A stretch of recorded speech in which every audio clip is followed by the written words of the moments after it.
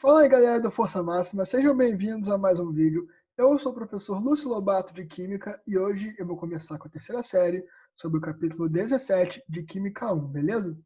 E galera, esse capítulo é o capítulo que vai tratar sobre as forças intermoleculares. Então a gente vai começar a ver o que são forças intermoleculares, os principais tipos e como elas afetam os compostos, beleza?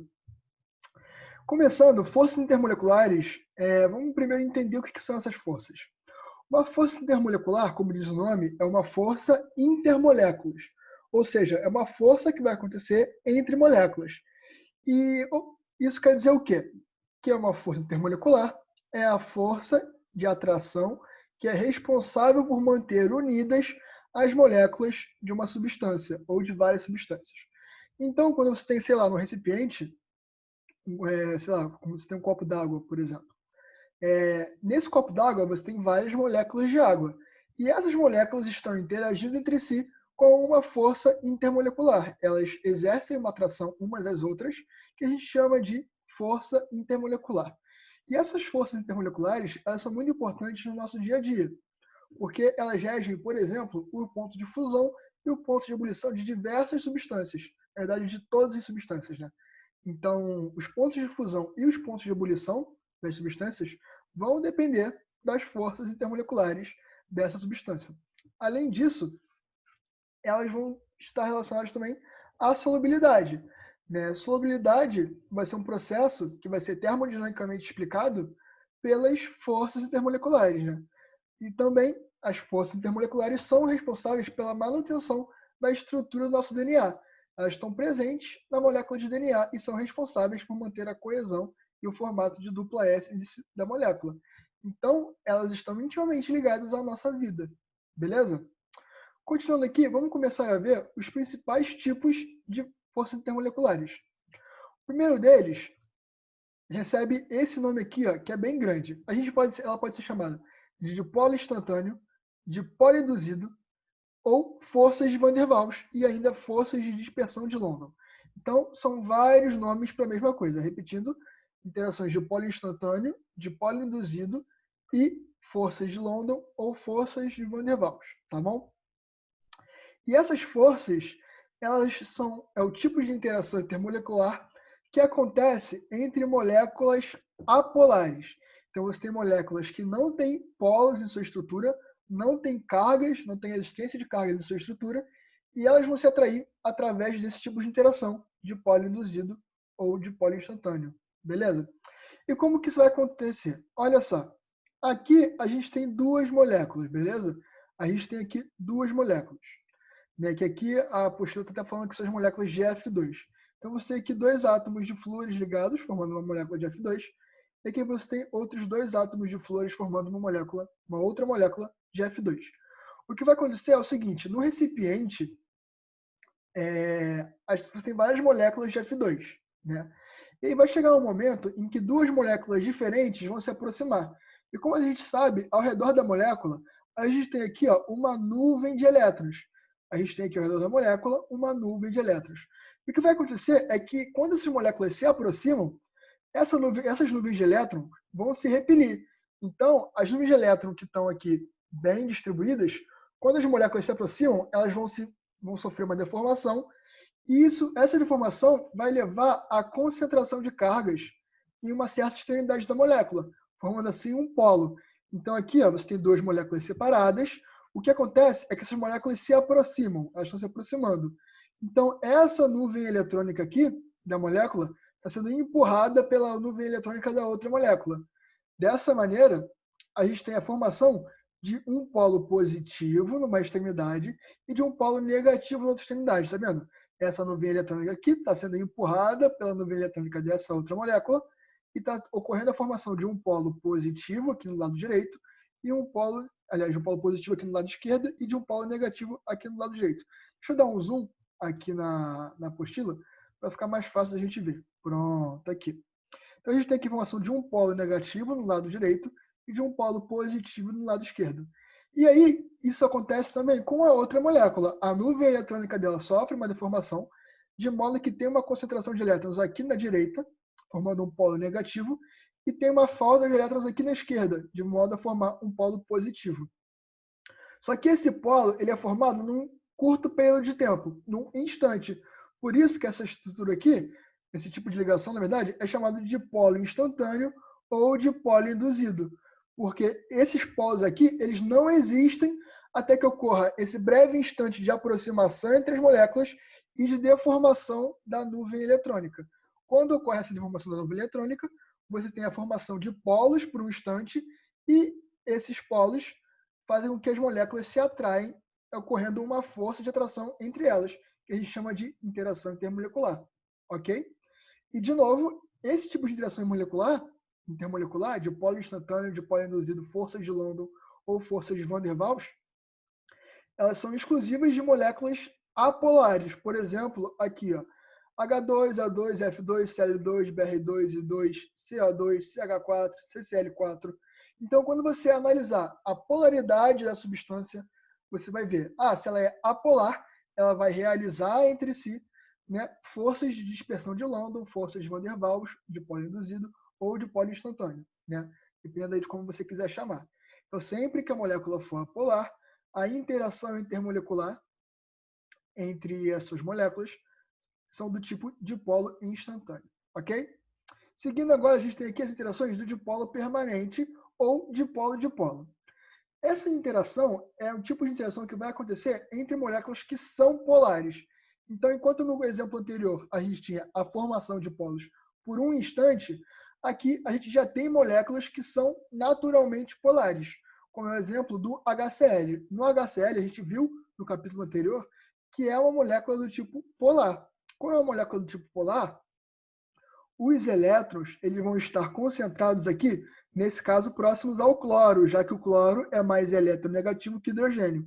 Então, no cloro, eu tenho um polo negativo, tá vendo aqui? Que o verdinho é negativo. Então, você tem uma concentração de elétrons aqui, próximo ao cloro, enquanto que próximo ao hidrogênio, você tem uma deficiência de elétrons, que é um polo positivo.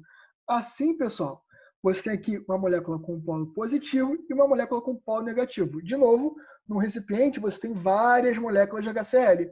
Então, uma molécula, o polo positivo de uma molécula acaba atraindo o polo negativo da outra, que a gente pode ver aqui. O H de uma das moléculas está atraindo o Cl da outra molécula. Essa atração aqui, essa interação, é chamada de dipolo-dipolo ou dipolo permanente, ok? Então, dipolo-dipolo ou dipolo permanente é o tipo de interação que acontece nas moléculas que são do tipo polar. Por exemplo, HCl, HBr, HI, H2S e etc. Mas preste atenção que existe um tipo especial de ligação entre moléculas polares, que são as chamadas ligações de hidrogênio, ou que antigamente eram chamadas de ponte de hidrogênio. Esse aqui é um tipo de interação intermolecular que acontece num tipo especial de molécula, que é uma molécula polar, onde existe uma ligação de um átomo de hidrogênio com um dos elementos mais eletronegativos da tabela periódica, que são o flúor, o oxigênio e o nitrogênio. A gente costuma chamar de H-FON. Sempre que você tem o H-FON, deixa eu escrever aqui, ó, sempre que você tem o H-FON, né, o hidrogênio ligado ao flúor, oxigênio ou nitrogênio, sempre que você tem o H-FON, você tem a formação de ligações de hidrogênio, como é o caso da nossa querida molécula de água. A molécula de água, pessoal, ela é um tipo de molécula que faz a ligação de hidrogênio. Que você pode ver aqui, na molécula de água, a gente tem dois átomos de hidrogênio, na verdade, ligados ao oxigênio. O que acontece aqui é que a diferença de eletronegatividade entre o oxigênio e o hidrogênio é tão forte que a gente tem a formação de um polo muito intenso, mais intenso até que o da dipolo-dipolo. Então, como a gente tem aqui a formação de um polo muito intenso, né, essa interação aqui ela é muito forte. Então, o que acontece aqui é o seguinte, o oxigênio atrai os elétrons dos hidrogênios. Então, o oxigênio fica com carga negativa e o hidrogênio fica com carga positiva. Então, o oxigênio, na verdade, de uma das moléculas de água, vai atrair os hidrogênios de outras moléculas de água, formando aqui ó, esse tipo de estrutura, tá vendo? Você tem aqui ó, o oxigênio interagindo com o hidrogênio da outra molécula. Isso aqui é o oxigênio dessa molécula interagindo com o hidrogênio da outra molécula. Beleza? E aqui a gente tem o exemplo de uma estrutura da molécula de moléculas de água no estado sólido. O que acontece? Percebe a organização das moléculas, está vendo? A organização das moléculas. Essas ligações de hidrogênio, elas são responsáveis por um aspecto muito interessante da água, uma propriedade muito interessante da água. Você já reparou que o gelo boia na água? Então, por que o gelo boia na água? O gelo boia na água porque o gelo é água sólida, né? Porque a densidade da água sólida ela é menor que a densidade da água líquida. Isso é por causa dessas ligações de hidrogênio. Repara no espaço que existe entre as moléculas de água do estado sólido. Está vendo aqui esse espaço?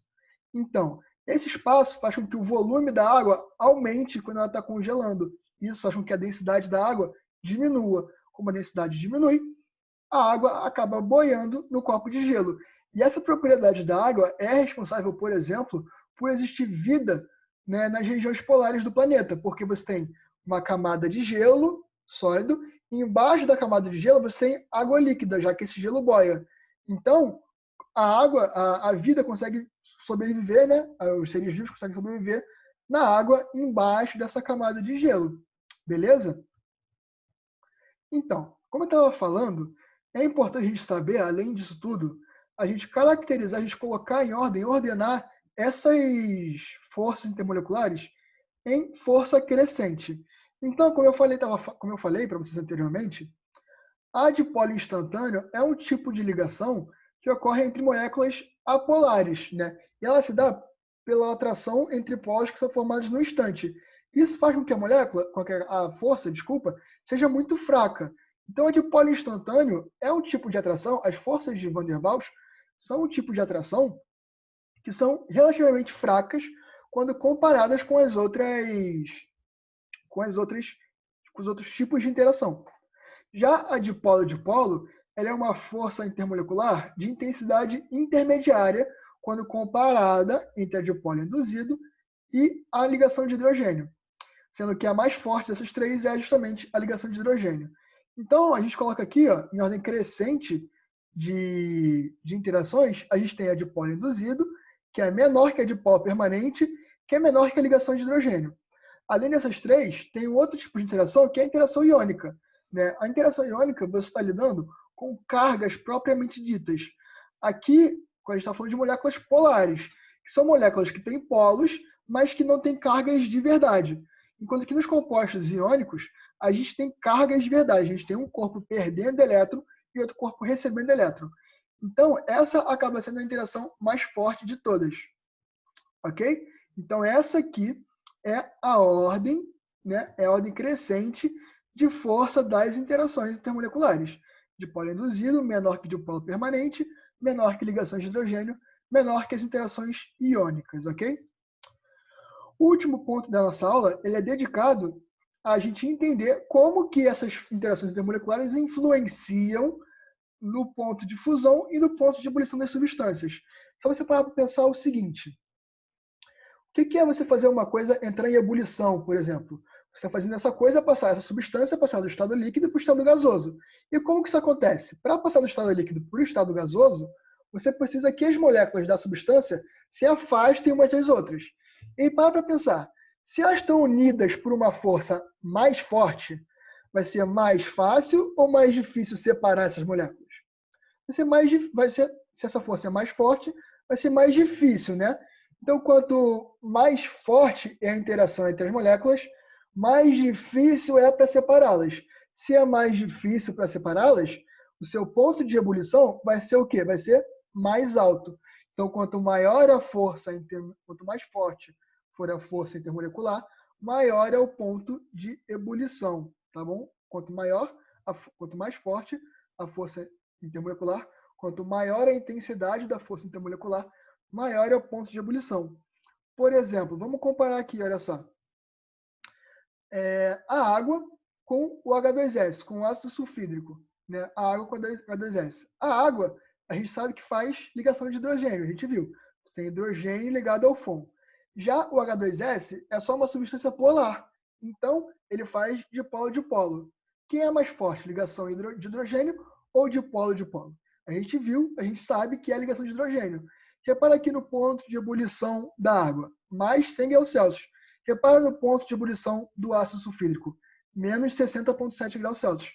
Então, repara, como a água faz uma ligação de hidrogênio, que é mais forte que a de dipolo, o ponto de ebulição da água é mais alto que o ponto de ebulição do H2S, ok? Entretanto, a gente pode, às vezes, se deparar com substâncias que realizam o mesmo tipo de interação intermolecular, como é o caso aqui do nosso segundo exemplo, onde a gente tem o HCl, o HBr e o HI. As três aqui são substâncias polares, que fazem dipolo-dipolo. Então, a interação intermolecular que elas fazem entre si é a mesma. O que vai explicar a variação do ponto de ebulição dessas substâncias aqui? Vai ser a massa molecular. Pensa comigo, se a massa é maior, é mais difícil de eu separar as moléculas. Eu tenho que fazer um esforço maior, né? Então, se eu tenho que fazer um esforço maior, meu ponto de ebulição faz o quê? Ele aumenta. Logo, repara aqui, olha a massa molecular do HCl, 36,5. A do HBr é 81 e a do HI é 128. Então, repara que a massa molecular está aumentando. Olha o ponto de ebulição, menos 84,9, vai para menos 66,8, que vai para menos 35,4. Então, ele também vai aumentando. Ou seja, para substâncias que realizam o mesmo tipo de interação, quanto maior a massa, maior o ponto de ebulição. Beleza? Então, galera, por hoje é só. Essa foi a nossa aulinha do capítulo 17. Espero que vocês tenham gostado e entendido a aula. Desejo a vocês um bom estudo. Fiquem em casa, se cuidem e não percam nossa aula ao vivo, onde a gente vai resolver exercícios e tirar as dúvidas de vocês. Beleza? Valeu, grande abraço, tchau, tchau.